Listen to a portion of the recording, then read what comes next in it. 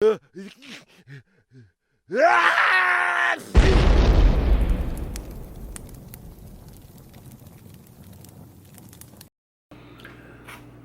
everyone, welcome to Choo. I'm Hillal Latif. Andrew's not with me tonight, but that's okay because we want to bring you something interesting to watch.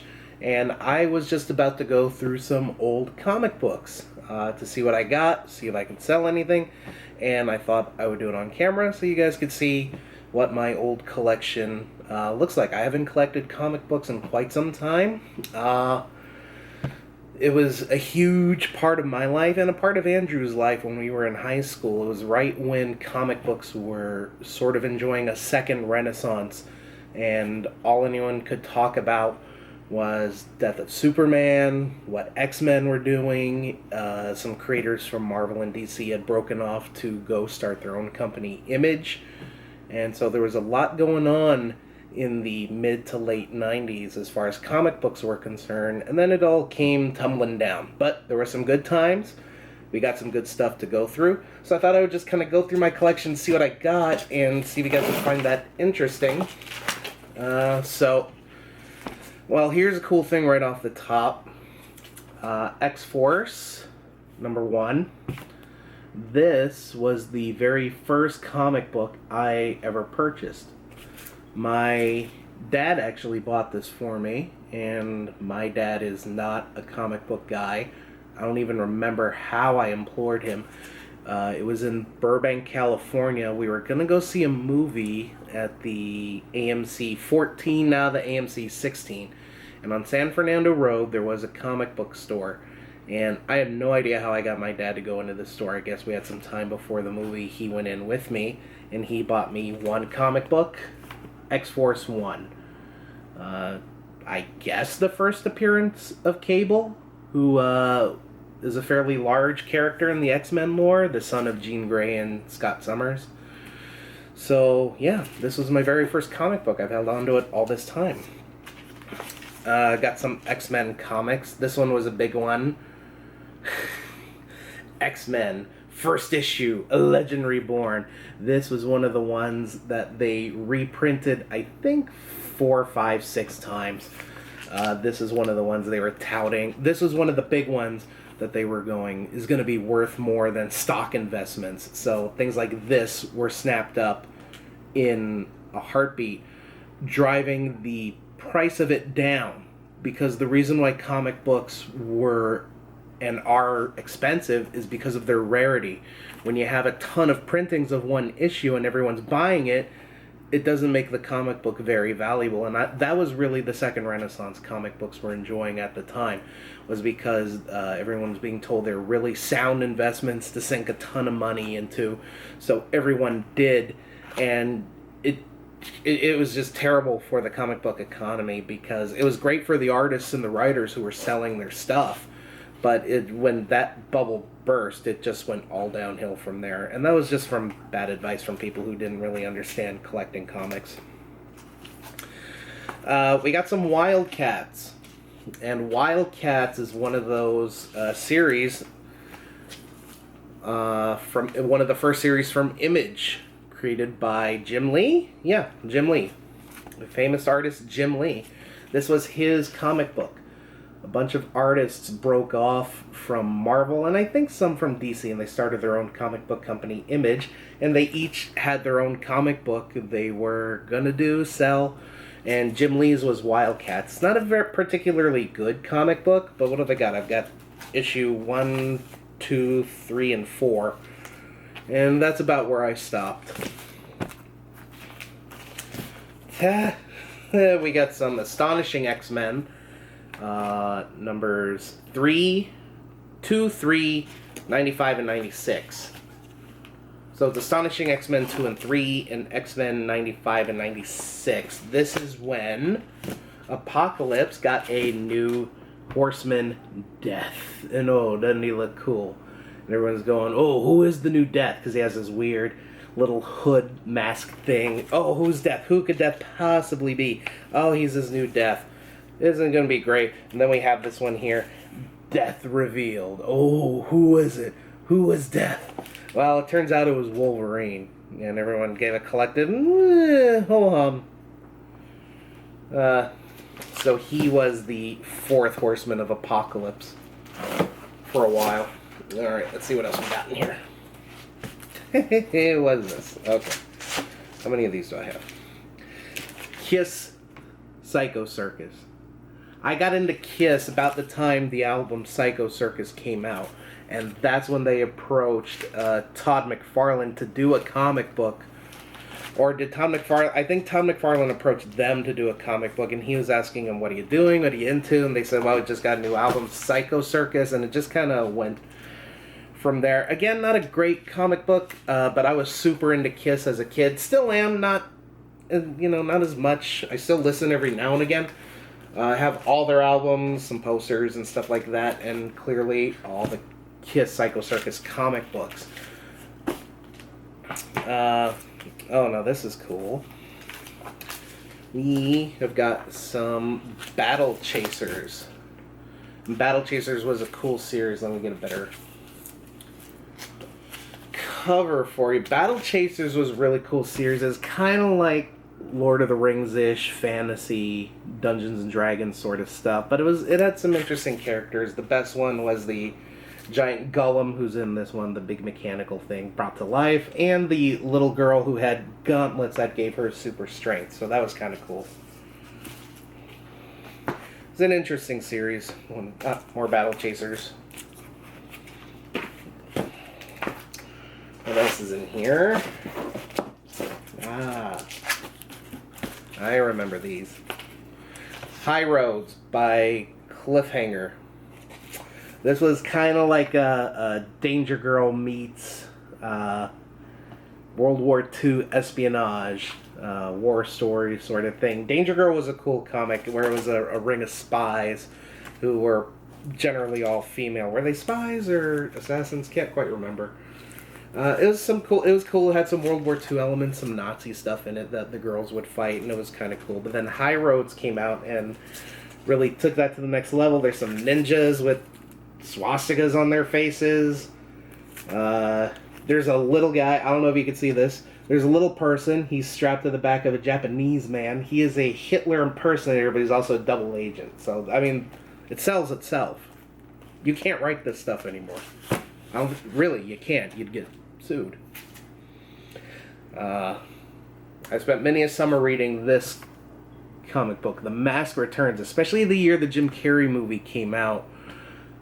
I don't even know what year, 93, 94, 95? Got super into the comic book because of the movie. Now, the movie I didn't think was very good, but the comic book, it's kind of funny. It reminds me of a story about Batman and the Dark Knight Returns. I got into the comic book because of the movie. I shouldn't have been reading. I was probably a little too young for this because The Mask, if you don't know, is very violent, very gory, very graphic. A lot of swearing and super aggressive, hyper violence. And my mom bought it for me because it's about the Jim Carrey movie. Sure, it's got to be good. So we got the comic book, and it was nothing. I mean, the basic story was there, but it was super violent. It reminds me of Batman and the Dark Knight because when the Batman movie directed by Tim Burton came out, I was super into Batman. My dad bought me like a trade paperback from Crown Books when that was still a thing at the mall because I was super into Batman. He thought it was a novelization of the movie, but it turned out to be The Dark Knight, or The Dark Knight Returns. And a super aggressive, super violent comic book had nothing to do with the Batman movie, but because it had Batman on the cover, must have been okay. So that was when I was 8 or 9. That was a good times. Oh, all right. So we got some Wolverine 1 here. This really isn't the Wolverine 1. I don't know which one that is. This is a Wolverine 1, but it's not the infamous Wolverine 1. I remember there was a point where I just wanted #1 comic books. I didn't really want a whole series. My whole thing was, I'm just going to get the #1 of stuff. Which is why I have the #1 of the Batman animated series. Never collected the whole series. I just wanted the #1 of each comic. which I thought was weird. This is funny. This is when they had no idea what to do with comics. All they knew is they needed content in order to sell the books. And it's the 2099 series. You have Spider-Man 2099, you have Punisher 2099, and you have Doom 2099. And these are all these specific characters set in the year 2099. And it was really bad writing, bad drawing. It was just all to sell the book. You see, it's all that shiny tinfoil cover on all of them. Spider-Man 2099 kind of became popular. Certainly became more popular than the Punisher and Doom, because Spider-Man 29 still is kind of a character in and of itself.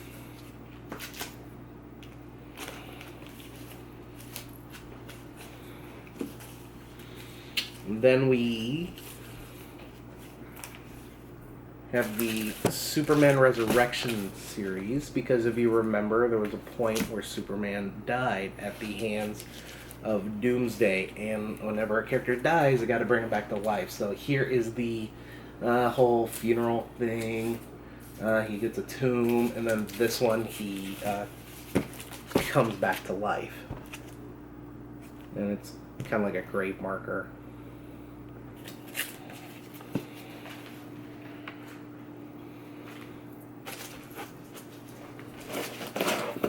Let's see what else we got.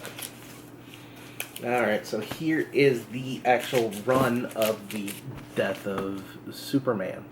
I have all, in chronological order, the Death of Superman series. We got Superman Man of Steel number 18, Justice League of America 69, Superman 74, Adventures of Superman 497, Superman the Man of Steel 19, and Superman in Action Comics 684.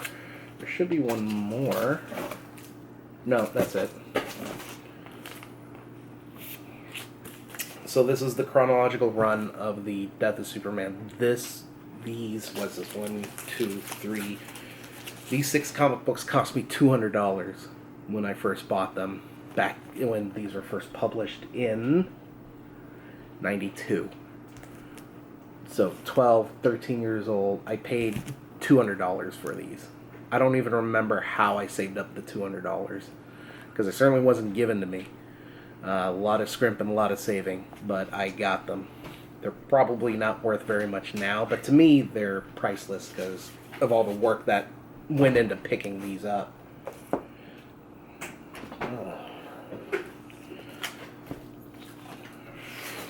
Let's see, what else we got here? Some Alien Rogue comic books. There's a point where I was just grabbing anything, and I liked Aliens. There was a period of time where they do, I think they still do the What If series, where they'll go, what if Spider-Man married someone else? This one is What If Cable had destroyed the XMen? Here's Fantastic Four number 500. I don't really care about the Fantastic Four. I think I just picked it up because it's a milestone kind of comic book. But that was in... When did that get printed? I don't know. So I don't even really read Fantastic Four. I just picked it up because 500's kind of an impressive number. Alright, some Batman comics. Oh, this one was a big one. Me and my friends were always going on about this one. Batman vs. Predator series. This was a cool series just because, just think of Predator 2, but against Batman. And they did the dual coinciding covers. Are these the same? I think they're the same issue. Yeah, they're the same issue, just different covers. So it's Batman versus Predator. More aliens. Alright, what else we got in here? Okay, these are cool. When I was a kid, I was super into Jurassic Park, and I got the entire Jurassic Park series. The novelization, it's kind of a crappy novelization because it's by Topps. Generally not known for their comic books. But if you were really into Jurassic Park and you couldn't go see the movie every weekend, this was an okay alternative. Alright. Something a little bit more modern. Those there. Kick-Ass by Mark Millar. Mark Millar is a really good writer. He writes a lot of interesting stuff, and Kick-Ass is one of those where the movie has a little bit to do with the comic, but the comic is far more superior in its storytelling and what it was trying to say. So if you ever get the chance, I recommend you read it. Kick-Ass 2, the comic book, wasn't very good.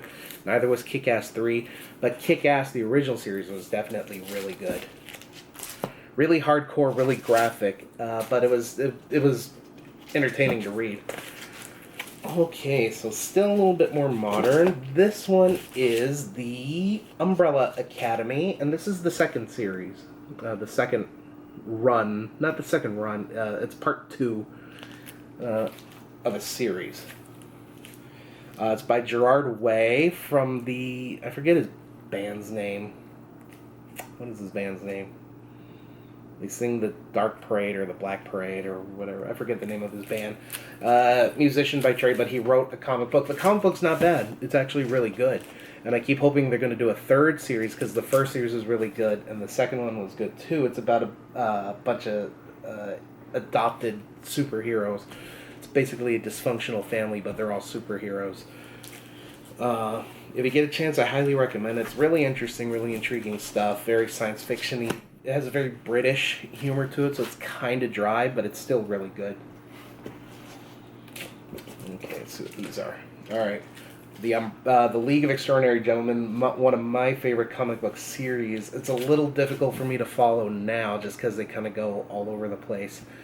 They're generally known for their literary references, so if you're really into old classics, especially British classics, they incorporate those characters into the story. So you'll have things like Pollyanna in there, Dr. Moreau, and they're all characters inside these books. I really recommend the League of Extraordinary Gentlemen, especially the first and second series. I'm not a fan of the later stuff just because it's a little too cerebral for me.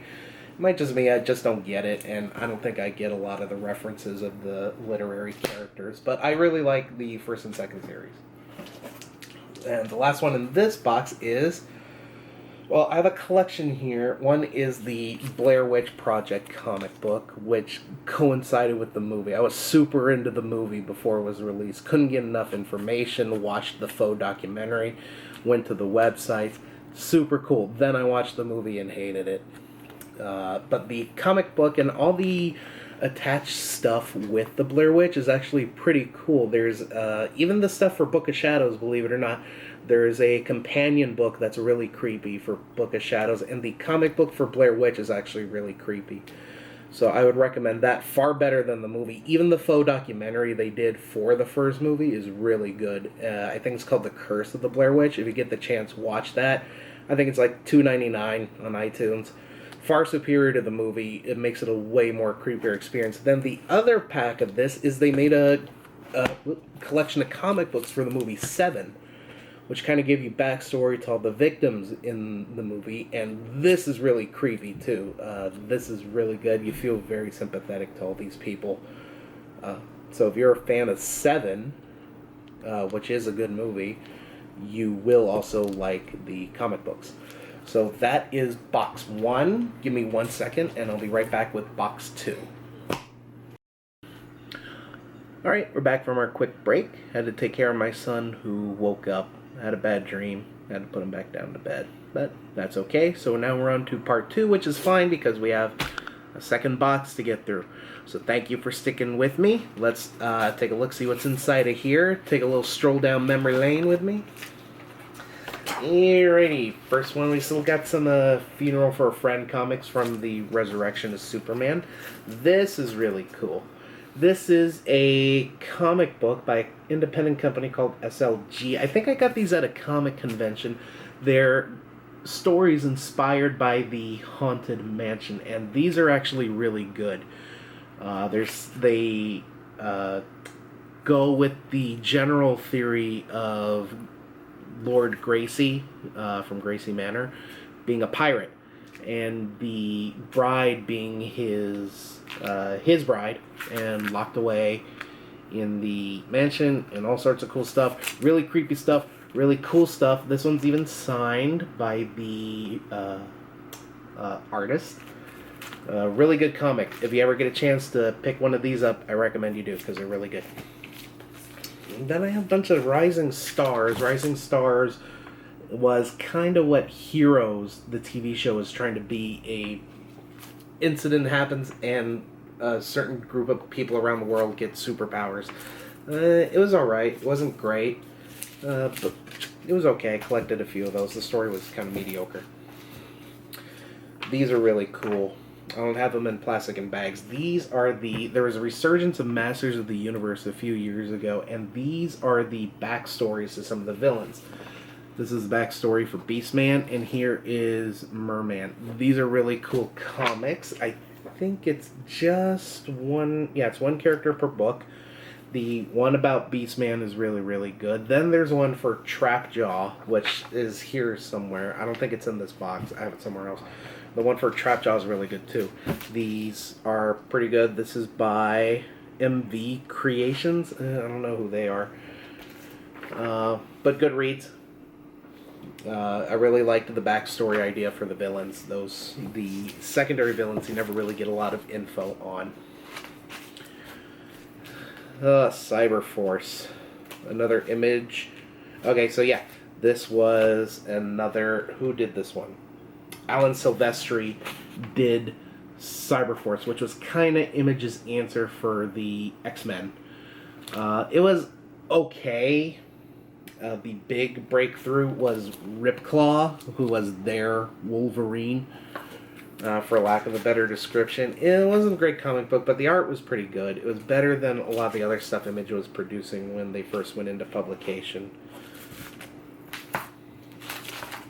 Alright, some X-Men comics.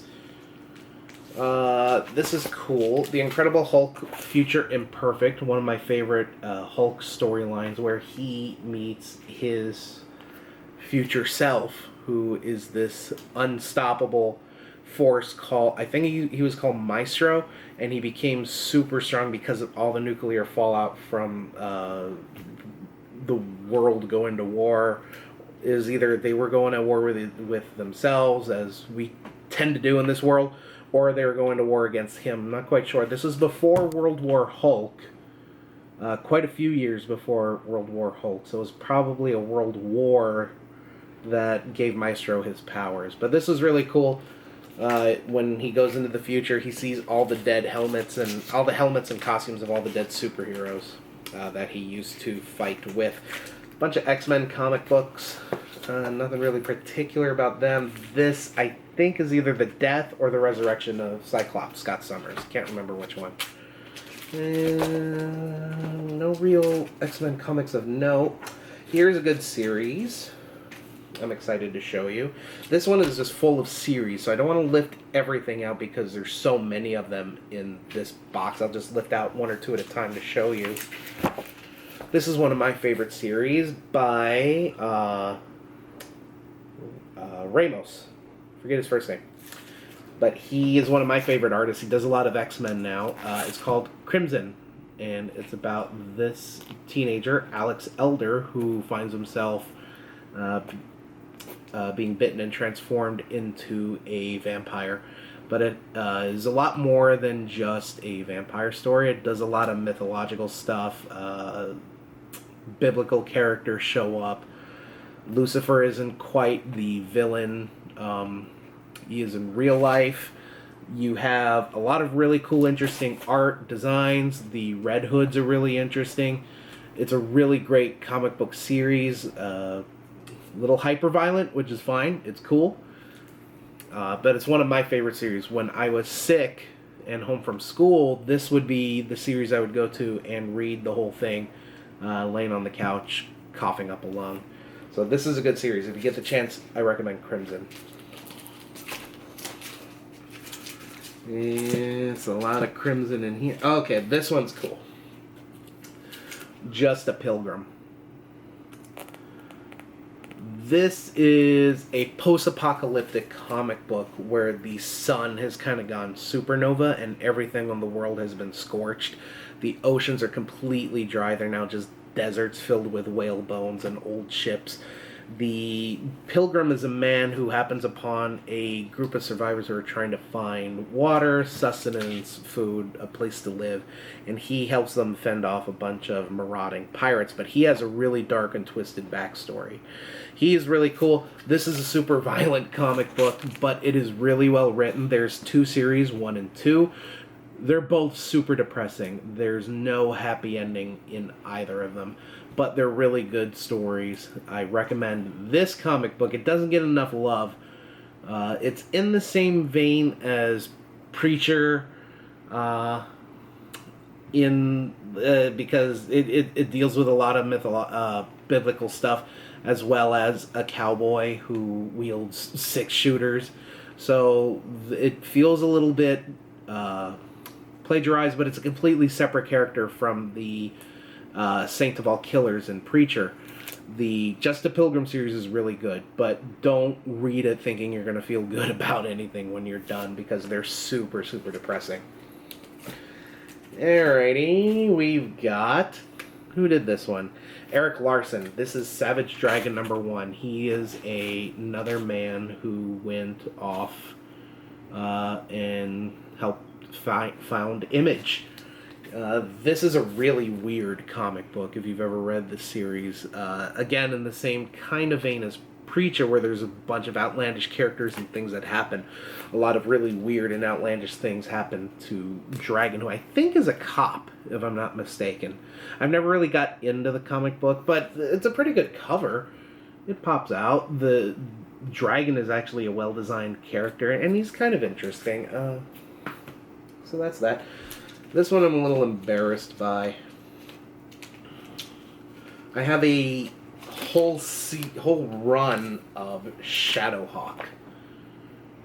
And when Image was first created and Shadowhawk was printed, who did Shadowhawk?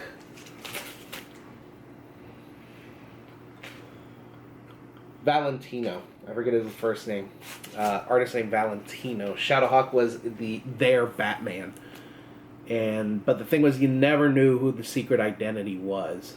You had no idea who it was, but he claimed to leave a ton of clues in the comic books. If you were smart enough to decipher, you could figure out who Shadowhawk was. Now, the difference between Shadowhawk and Batman was that Shadowhawk generally paralyzed the criminals of his town.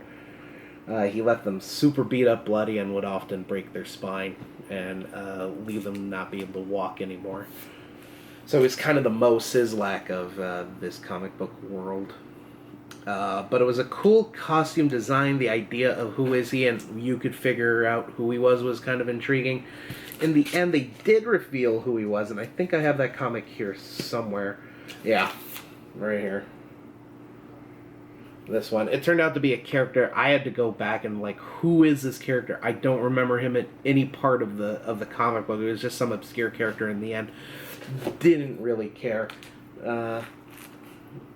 It wasn't particularly good because it didn't make Shadowhawk compelling. Because you had no idea who he was, you had no idea what his real motives were, so it was hard to have a good connection to your hero. So the mystery outweighed the story, unfortunately. And then they did another one. I don't think this is Valentino, unless it is. Oh, they did 3? Yeesh. Okay, so yeah, it's Valentino. Valentino did a second series, Shadowhawk 2, because the original Shadowhawk dies. And then, I don't know what happens in Shadowhawk 2, but then they come out with Shadowhawk 3. So it's very obscure, very weird, but it was cool when I was collecting it. It was the one I wanted to collect the most. Okay. The rest of the comics are just one series, and this was my favorite comic book after a while, I was super into Shadowhawk when Image first started, but I also collected this comic book. It's kind of become a bigger deal now. It had a movie, but the movie sucked. And I've got the first 100 issues. I stopped after 100. So here it is. Probably the most famous artist that left Marvel to help create Image was Todd McFarlane. And he created Spawn. And it was a hell demon, soul, vengeance, magic, dealing with Satan, God, angels, and other monsters and serial killers. A lot of really cool characters came out of this comic book. It also spawned the McFarlane Toys series, which I bought each and every figure of Spawn, Movie Maniacs, anything McFarlane Toys produced, I pretty much bought up until probably my mid-20s. So Spawn was responsible for a lot of stuff of my life, not just comic books and a movie, but a ton of action figures. Especially action figures that were not mainstream. And if you were a kid, it was hard to find particular action figures of, say, Freddy Krueger, Jason Voorhees, and Leatherface. Todd McFarlane created Movie Maniacs and brought those characters into toy form. And that was huge for a monster fan as a kid who really didn't have... There was no internet or anything when I was a child, so you couldn't really go and look up and purchase anything online. So the fact that someone mainstream was taking horror toys, which are generally frowned upon because Toys R Us doesn't want to sell anything, or didn't want to sell anything like that back then. Neither did Kiwi Toys. You had to go to comic book stores who were selling the comics and the toys. Granted, at a huge markup, but at least you were able to get the action figures. So Todd McFarlane was responsible for a lot of stuff. He was responsible for taking a lot of money out of my wallet, that's for sure. But Spawn was pretty big to me. I got every issue 1 through 100, and I stopped after that. It was a big part of my life as a kid. So here they all are. I paid $5.95 for Spawn #1. I don't even know if it's worth anything now. And quite honestly, I don't really care if the comic books are worth anything or not. They're worth a lot to me, and I wouldn't want to repurchase them if I were to ever sell them, which I don't think I would. I don't know if my son's going to get any enjoyment out of comic books, because who knows, he may not be into comic books. That'll be his choice. But they'll be here, and if they're worth something, cool. If they're not worth anything, that's fine too. I collect them because I like looking at them. I think it's good art, and they make me happy. They remind me of when I was a kid. So that's pretty much the brunt of my comic book collection. I've decreased it by a lot, just because I had a lot of nonsense comic books, and I still do. Like, a bunch of these XMen comic books aren't really doing anything. They hold no sentimental value. They're just kind of taking up the space, but I don't think I want to get rid of them. So that's my comic book collection. I hope you had a fun time going through them. I certainly did, going down memory lane and thinking about all this stuff. Good Lord, if I just think about all the money I spent on these comic books, I'd probably cry. Look at this, Savage Dragon I spent $10 on. Spawn #1, $5.95. What else we got in here with a sticker on it? I paid $5 for Spawn #5. I paid $3.50 for Spawn #6. I paid $200 for The Death of Superman, so I don't even want to begin to think about all the money I wasted. But at least I have them, which is something I can't say about all the toys I grew up with.